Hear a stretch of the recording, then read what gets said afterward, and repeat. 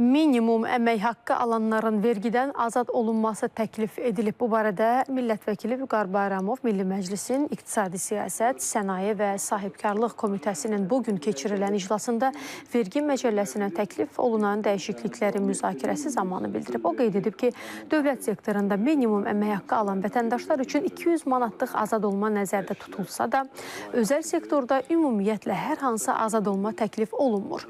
Dövlət Vergi Xidmətinin rəisi Orxan Nəzərli də millət vəkilinin təklifinə münasibət bildirib.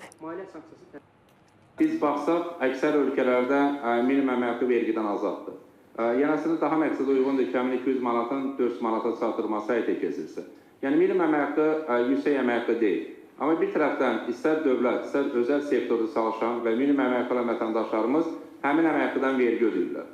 Ona görə də əslində vergidən azad olan hissənin 400 manat olması daha məqsədə uyğundur. Çünki vergidən azad olan hissə minimum əmək haqqıya uyğunlaşmalıdır. Vergidən azad olmanın 200 manatdan 400 manata qaldırılması məsələsi. Misal üçün o qaldırılsa idi özəl sektorda, yəqin ki sual çıxardı ki, niyə özəl sektorda qaldırılıb, dövlət sektorunda isə 200 manat qalxır. Çünki bu daxildə müzakirə olunub, yəni biz həmkarlarla bunu müzakirə etmişik.